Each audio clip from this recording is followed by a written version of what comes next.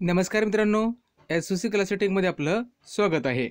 इयत्ता 7वी सामान्य विज्ञान प्रकरण 11व ते म्हणजे पेशी रचना आणि सूक्ष्मजीव हे आपण बघत आहे. भाग 1 आपण बघितलेला आहे. आता आपल्याला भाग 2 बघायचा आहे. भाग 1 मध्ये आपण काय काय बघितलं ते आपण थोडक्यात बघूया. तर बघा मित्रांनो, त्याच्यामध्ये पेशी म्हणजे काय हे आपण त्याच्यामध्ये बघितलं. सर्व सजीव पेशीपासून बनलेले असतात हे पण आपण त्याच्यामध्ये बघितलं. ज्यावेळेस पेशी एकत्र येतात त्यावेळेस ऊती बनतात, ऊती एकत्र येतात त्यावेळेस इंद्रिय बनते, इंद्रिय एकत्र येतात त्यावेळेस इंद्रिय संस्था बनते आणि इंद्रिय संस्था एकत्र आली तेव्हा शरीर बनते. ठीक आहे. त्यानंतर आपण ह्या जे पेशी असतात किंवा जे काही सूक्ष्मजीव असतात हे खूप आकाराने लहान असतात. आपण त्याला आपल्या डोळ्यांनी पाहू शकत नाही. मग त्यासाठी आपल्याकडे काय असतं, एक सूक्ष्मदर्शक असतं, त्याद्वारे आपण त्यांना पाहू शकतो. त्यानंतर पेशींचा आकार आपण बघितला. पेशींचा आकार हा त्यांच्या कार्यावर अवलंबून असतो. म्हणजे त्यांना नेमकं कार्य काय करायचं आहे त्यावर त्यांचा आकार अवलंबून असतो. त्यानंतर आपण दोन प्रकारच्या पेशी बघितल्या. एक म्हणजे प्राणी पेशी आणि दुसरी म्हणजे वनस्पती पेशी. यांच्यामध्ये साम्य काय आहे, यांच्यामध्ये वेगवेगळेपणा काय हे आपण त्याच्यामध्ये बघितलेलं आहे. तर बघा मित्रांनो, चला तर आता बघूया. आता आपल्याला बघायचं आहे पेज क्रमांक 74 वरचं आपल्याला बघायचं आहे सूक्ष्मजीव. आता एक प्रश्न आपल्या समोर असा उभा राहतो की सूक्ष्मजीव म्हणजे काय.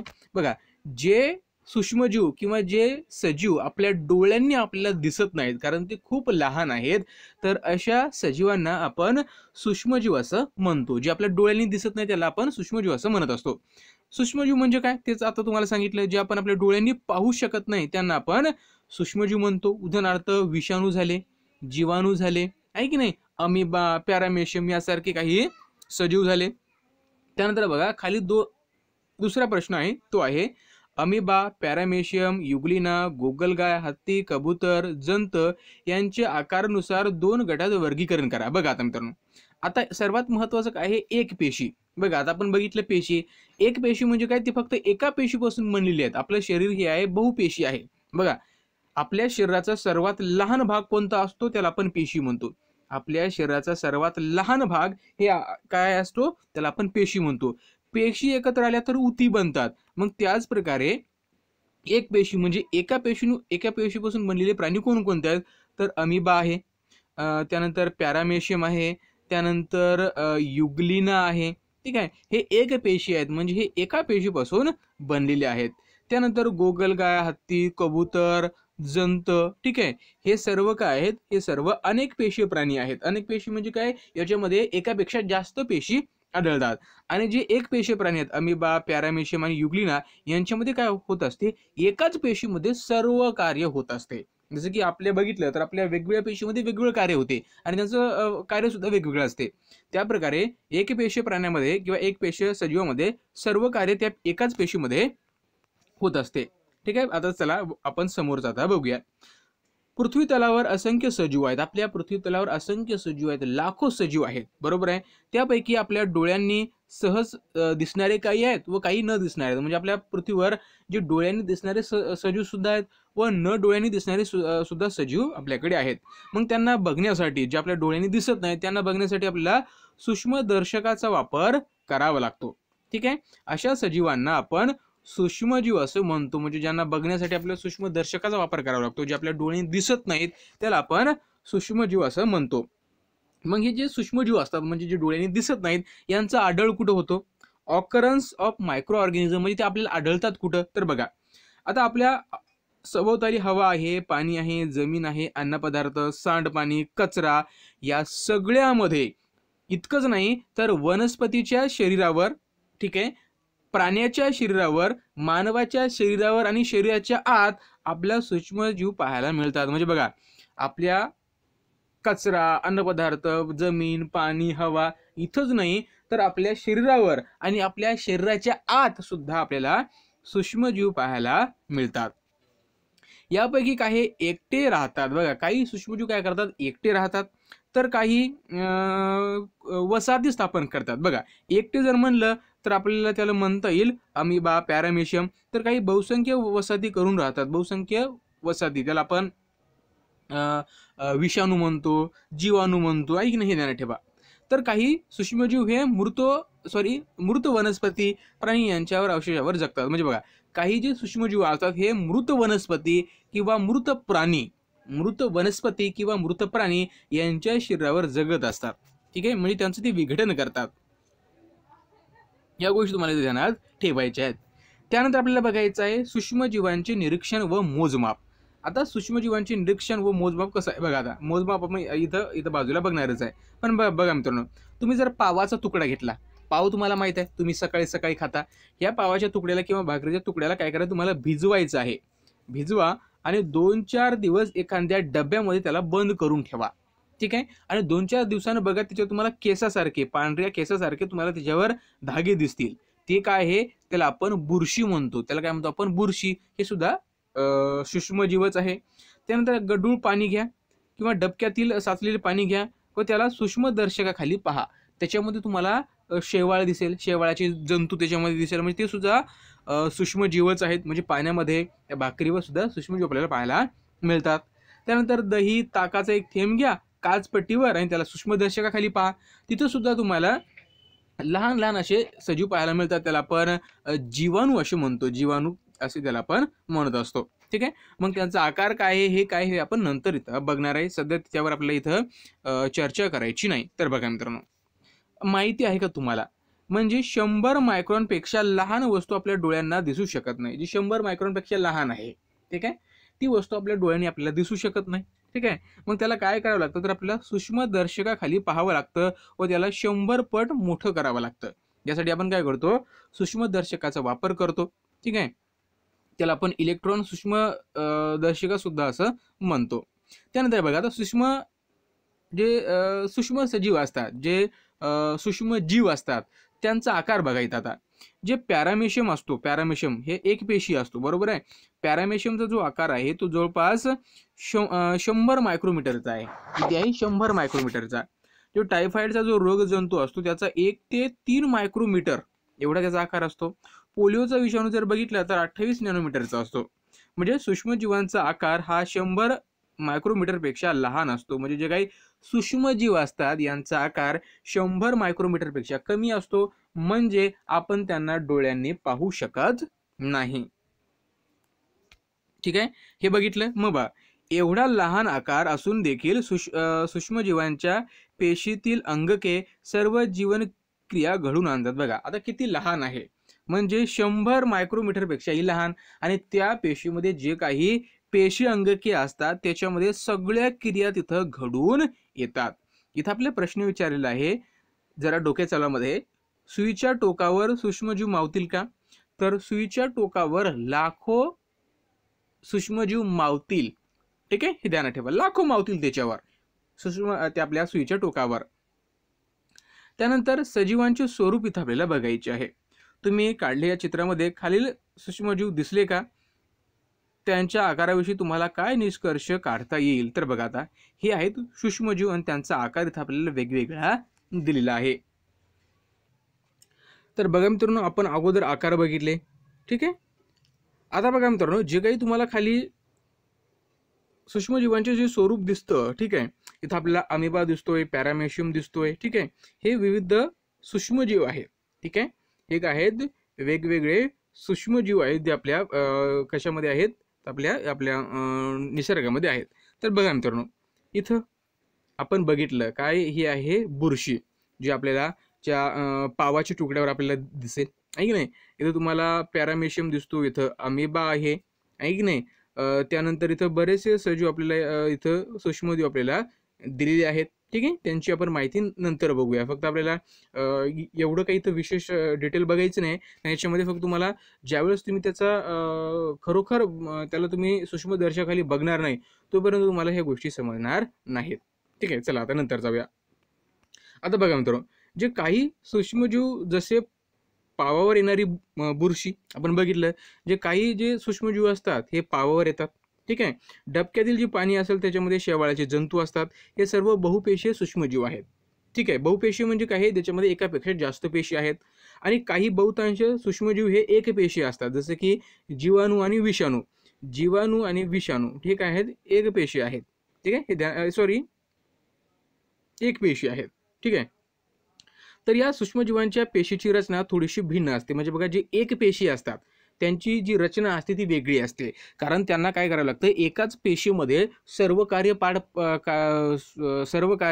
पार पाडावं लागतं. मग अशा वेळेस त्यांना त्यांची जी रचना असते ती वेगळी तिथं करावं लागतं. बघा, आता या पेशीत दृश्य केंद्रिकीय पेशीत आढळणारी पटलापासून तयार झालेली अंगिके आढळत नाही. म्हणजे जे दृश्य केंद्रिकी पेशीमध्ये जे काही आपल्याला पेशी अंगके आढळतात ते आपल्याला ह्या एक पेशीय प्राण्यामध्ये आपल्याला आढळत नाहीत किंवा त्यांच्या पेशीमध्ये आढळत नाही. त्याला आपण आदिकेंद्रिकी असं म्हणतो. म्हणजे बघा, हे गोष्ट ध्यानात ठेवा, जे आता काही जे प्राणी असतात, ठीक आहे, काही जे प्राणी असतात किंवा जे सूक्ष्मजीव असतात किंवा जे वनस्पती असतात हे काही बहुपेशी आहेत. बरोबर आहे. बहुपेशी म्हणल्यानंतर आपण एक गोष्ट लक्षात द्यायला पाहिजे, ते असतात दृश्य केंद्रिकी, आहे की नाही.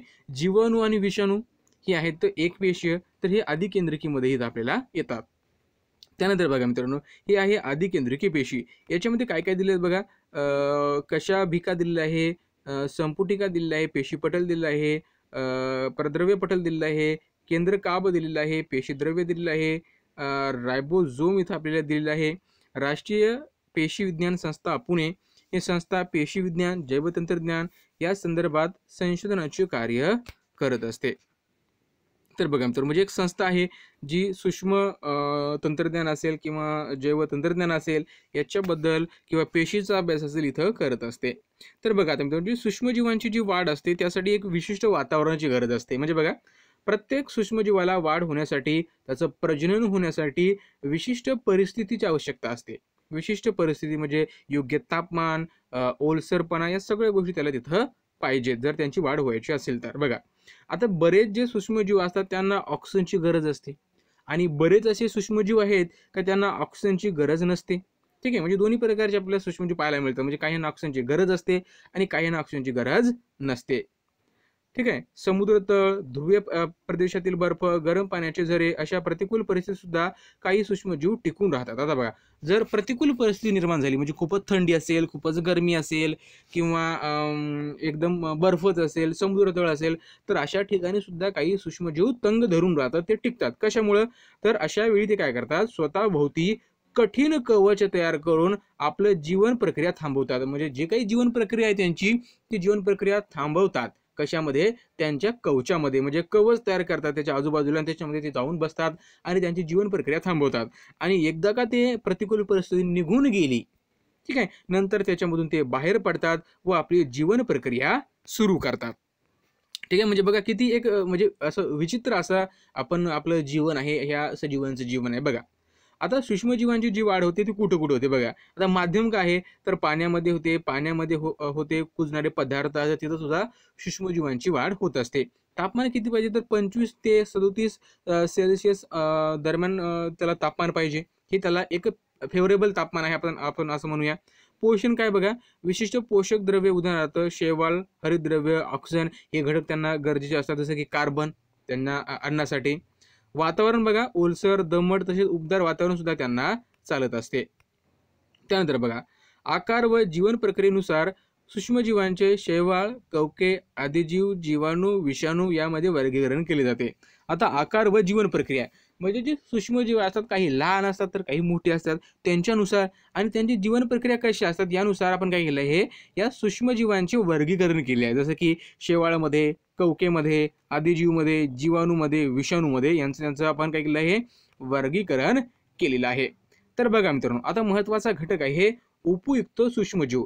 आता जे सूक्ष्मजीव असतात म्हणजे जे काही छोटे छोटे जीव असतात ते दोन प्रकारचे असतात. एक म्हणजे आपल्याला उपयुक्त आणि दुसरं म्हणजे आपल्याला घातक. तर मित्रांनो बघा, इथं काय करायचं, आपल्याला जे दोन सूक्ष्मजीव असतात आपल्या जीवनामध्ये किंवा आपल्याला रोजच्या जीवनामध्ये पाहायला मिळतात. एक असतात उपयुक्त, म्हणजे त्यापासून आपण औषधी बनवतो, पाव बनवतो, खाण्याचे पदार्थ बनवतो. काही असतात घातक, ते आपल्याला रोगराई निर्माण करतात. बरोबर आहे. तर बघा मित्रांनो, मग आपल्याला काय करायचं, आता सर्वात अगोदर बघायचं आपल्याला उपयुक्त सूक्ष्मजीव, म्हणजे जे आपल्याला उपयुक्त आहे, जे आपल्याला फायदे यायचे आहेत ते आपल्याला इथं बघायचं आहे. त्याला म्हणतात युजफुल मायक्रो ऑर्गॅनिझम. आता बघा मित्रांनो, आता आपल्याला दोन कुंड्या घ्यायच्या आहेत. एकाला ए नाव द्यायचं आहे, एकाला बी नाव द्यायचं आहे. एकामध्ये काय करायचं आहे, कुंडी ए मध्ये आपल्याला पालापाचोळा, शेण, फळांच्या साली, भाज्यांचे देठ, कागदाचे तुकडे असा कचरा भरायचा आहे. ठीक आहे, कचरा म्हणजे कसा, तर ए कुंडीमध्ये पालापाचोळा, शेण, फळांच्या बिया, भाज्यांचे देठ, कागदाचे तुकडे आपल्याला भरायचं आहे. आणि कुंडी बी मध्ये काय करायचं आहे, फुटक्या, काचा, धातूच्या, ठीक आहे, धातूच्या तुटक्या वस्तू, प्लास्टिकच्या पिशव्या हे आपल्याला टाकायचं आहे. तर बघा आता काय होईल. तर आपण जर बघितलं मित्रांनो, तर इथं आपल्याला आता काय करायचं आहे, कुंडी ए मधला कचरा तसाच राहिला का. तर बघा, कुंडी ए मधला कचरा काय झालं, त्याचं विघटन झालं. का झालं तुम्हाला सांगतो आता. आणि कुंडी बी मधली जे कचरा आहे त्याच्यामध्ये काय होते, काचाचे तुकडे होते, धातूचे तुकडे होते, प्लास्टिकचे पिशव्या होत्या. आता हे काय झालं, हे कृत्रिम सर्व कचरा आहे, ठीक आहे, कृत्रिम कचरा त्याला आपण म्हणतो. त्याचं विघटन होत नाही म्हणून तो तसाच राहिला. आणि कुंडी ए मध्ये काय केलं, कुंडी ए मध्ये आपण काय टाकलं होतं, पालापाचोळा टाकला होता, त्याच्यामध्ये आपण धान्याचे कण टाकले होते, ठीक आहे. त्यानंतर आपण त्याच्यामध्ये वनस्पतीचे देठ वगैरे अशा गोष्टी टाकल्या.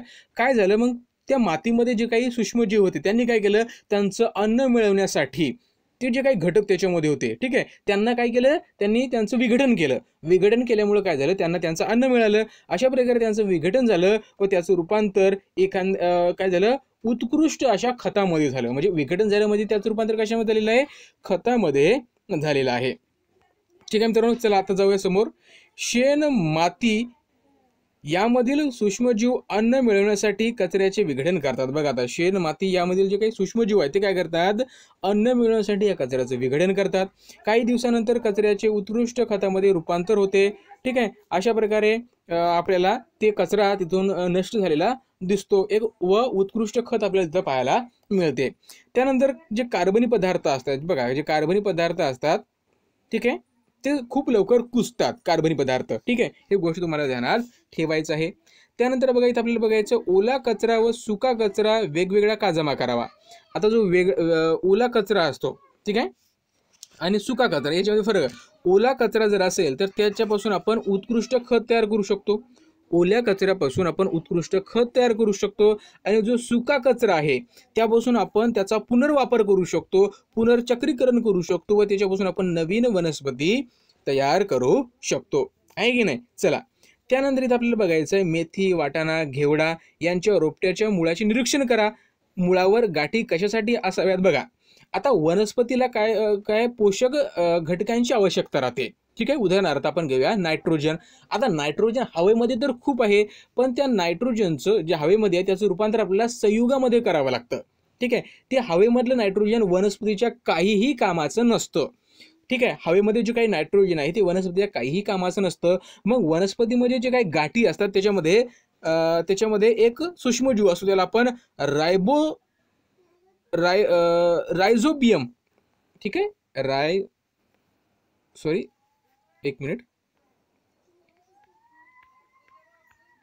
रायझोबियम नावाचा एक सूक्ष्मजीव असतो. त्याच्या मदतीनं काय असतं, ते हवेमध्ये जे काही नायट्रोजन आहे त्याचं रूपांतर नायट्रोजनच्या संयुगामध्ये होतं. मग ते नायट्रोजनचे संयुग वनस्पती त्यांच्या वाढीसाठी, त्यांच्या फळनिर्मितीसाठी, ऊर्जेसाठी करू शकतात, आहे की नाही मित्रांनो. चला आता बघूया, कडधान्याच्या रोपट्याच्या मुळातील गाठी तसेच मातीत असणारे काही सूक्ष्मजीव हवेतील नायट्रोजनचे त्यांच्या संयुगामध्ये रूपांतर करतात. म्हणजे हवेमध्ये जे काही नायट्रोजन आहे ते उपयोगी काहीच नाही, त्यांचं रूपांतर आपल्याला संयुगामध्ये करावं लागतं.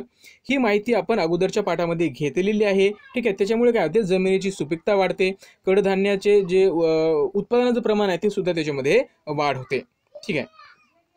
त्यानंतर आपल्या इथं प्रश्न विचारलेला आहे, थोडे आठवा. आई दुधापासून दही बनवताना काय करते. सर्वात अगोदर काय करते, आई त्या दुधाला गरम करते, कोमट करते. कोमट केल्यानंतर त्याच्यामध्ये काही प्रमाणामध्ये दही टाकते आणि दही टाकल्यानंतर त्याला 10 ते 15 तासासाठी वेगळं ठेवते. काय करते, 10 ते 15 तासासाठी त्याला वेगळं ठेवते, जेणेकरून त्याच्यामध्ये जे काही आपण दही टाकलेलं आहे, दह्यामध्ये जे काही सूक्ष्मजीव आहेत त्यांची वाढ होते, त्यांची वसाहत निर्माण होते, झपाट्याने त्यांची वाढ होते आणि त्याच्यामुळे सर्व जे काही दूध आहे त्याचं रूपांतर दह्यामध्ये होताना आपल्याला दिसते. कोमट दुधात ताकाचे काही थेंब मिसळून काय करा, 8 ते 10 तास उबदार ठिकाणी ठेवल्यास दह्यातील सूक्ष्मजीवांची भरभरून वाढ होते आणि दुधाचे रूपांतर दह्यामध्ये होते. यापासून आपण ताक, लोणी, चिंच, पनीर व इत्यादी दुग्धजन्य पदार्थाची निर्मिती करत असतो. आता सर्वात महत्त्वाचा पदार्थ आपण बघितला, जसे की तुम्ही इडली खाता, नाही की नाही, त्यानंतर तुम्ही चीज खाता, लोणी खाता, हे सर्व त्याच सूक्ष्मजीवापासून बनवलेले असतात. ठीक आहे, ध्यानात ठेवा. आता किण्वन म्हणजे काय, त्याला फर्मेंटेशन म्हणतो. आणि या फर्मेंटेशनचा शोध लावला होता लुई पाश्चर यांनी. कोणी लावला होता? लुई पाश्चर या शास्त्रज्ञांनी, लुई पाश्चर यांनी. ठीक आहे, बघा आता सूक्ष्मजीवांच्या क्रियेमुळे काही कार्बनी पदार्थाचे दुसऱ्या कार्बनी पदार्थामध्ये रूपांतर होण्याच्या रासायनिक क्रियेला किण्वन किंवा आंबणे किंवा कुजणे असे म्हणतात. म्हणजे सूक्ष्मजीवांच्या क्रियेमुळे काही कार्बनी पदार्थाचे रूपांतर कशामध्ये होते, तर त्याचे रूपांतर दुसऱ्या कार्बनी पदार्थामध्ये होते. ठीक आहे, याला किण्वन किंवा आंबणे असे आपण त्याला म्हणत असतो.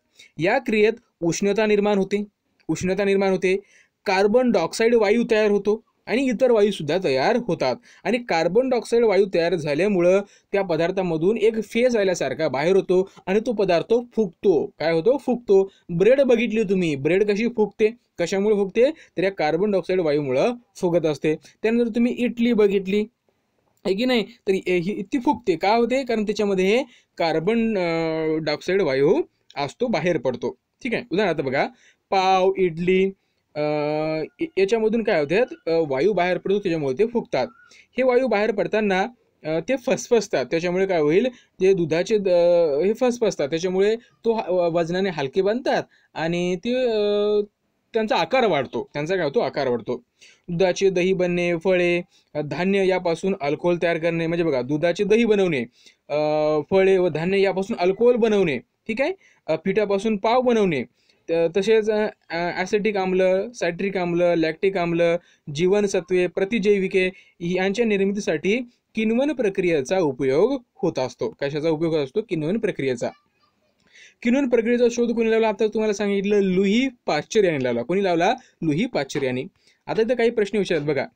रवा, इडली, भटुरे, नान यामध्ये दही का घालतात? कारण काय होतात? दहीमुळं काय होतात? त्याच्यामधून जे कार्बन डायऑक्साईड बाहेर पडतो आणि त्याच्यामुळे ते फुगतात. फुगवण्यासाठी आपण त्याच्यामध्ये दही टाकतो. सोबत त्याची चव सुद्धा वाढते, त्यासाठी सुद्धा आपण त्याच्यामध्ये दही घालत असतो. दही, इडली, डोसा हे पदार्थ पचवण्यास हलके कसे बनतात? कारण त्याच्यामध्ये आपण काय टाकतो? कारण त्याच्यामध्ये आपण किण्वन प्रक्रियेचा उपयोग करतो. कशाचा? किण्वन प्रक्रियेचा. त्याच्यामुळे त्याच्यामध्ये किण्वन प्रक्रियेचा उपयोग केल्यामुळं हे पदार्थ सच्छिद्र बनतात, त्याच्यामुळे ते आपल्याला पचवायला सोपे जातात. ठीक आहे, आता बघा, धान्याचे पिठे, फळांचा रस यामध्ये सूक्ष्मजीवांना वाढू दिल्यास, बघा जे रस असतात किंवा जे धान्याचं पीठ असते याच्यामध्ये जर आपण सूक्ष्मजीव वाढू दिले तर काय होते? त्यांचे अपघटन होते.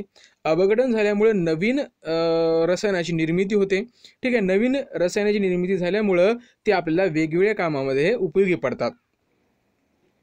आता बघा मित्रांनो, जर आपण आजारी पडलो तर आपण डॉक्टरकडे जातो, त्यावेळेस आपण तिच्याकडून प्रतिजैविके, त्याला आपण अँटीबायोटिक्स असं म्हणतो, ते घेतो. बघा, आता तुम्ही आजारी पडला तर डॉक्टर काही वेळा पेनिसिलिन सारख्या औषधाची कॅप्सूल किंवा इंजेक्शन आपल्याला देतात. ठीक आहे, अशा विशिष्ट प्रकारची औषधे शरीरातील रोगजंतूचा नाश करतात. म्हणजे शरीरामध्ये जे काही रोगजंतू आहेत त्यांना नाश करण्यासाठी आपल्याला सूक्ष्मजीवांचाच वापर करावा लागतो. म्हणजे सूक्ष्मजीवांचा नाश करण्यासाठी सूक्ष्मजीवांचाच वापर इथं आपल्याला करावा लागतो. त्यांच्यापासून बनवलेल्या औषधीचा वापर इथं आपल्याला करावा लागतो.